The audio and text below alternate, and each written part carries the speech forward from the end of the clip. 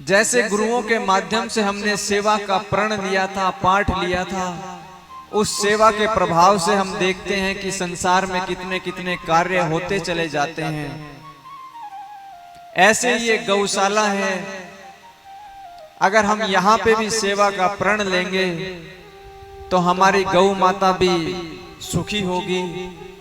और जहाँ पे गौ माता सुखी होती है वहाँ पे आनंद बसता है। और कहते भी हैं कि जहाँ पे गौ माता अगर दुखी हो, जिस स्थान पे गौ माता दुखी हो वो स्थान नरक हो जाता है।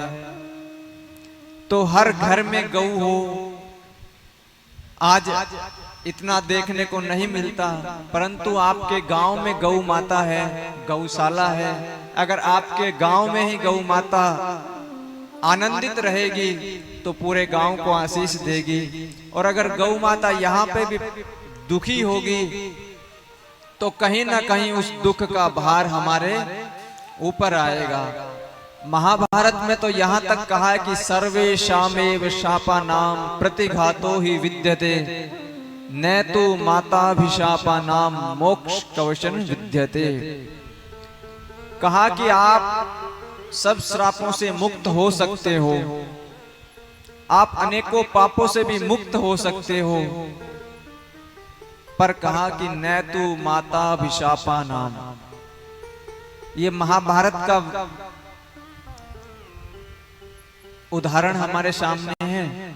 वहां पे कहते हैं कि परंतु अगर आपको माता का श्राप लग गया तो आप उससे कभी मुक्त नहीं हो सकते।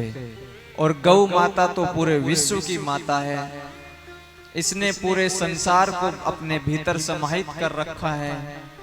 इसके अंदर सब देवी देवता, सर्व तीर्थ इसके भीतर समाहित है। अगर आप किसी तीर्थ में नहीं जा सकते, अगर आप किसी धार्मिक यात्रा पर नहीं जा सकते, अगर आप किसी मंदिर में नहीं जा सकते, अगर आपको लगता है कि आप कभी गुरुद्वारे नहीं जा पाए, तो आप कोशिश करना कि आप अपनी गौ माता के दर्शन करना और उसे प्रणाम करना। सब तीर्थ, सब मंदिर उसके भीतर समाये हैं, आपको कहीं अन्यत्र जाने की जरूरत नहीं है। क्योंकि परमात्मा ने जब भी संसार में अवतार लिया, उसने किसी न किसी रूप में गौ माता को अपना सहारा बनाया, या यूं कहें कि गौ माता को अपने अंग संग ही उन्होंने रखा। चाहे वो रूप कोई रहा हो, चाहे वो अवतार कोई रहा हो, चाहे वो युग कोई रहा हो।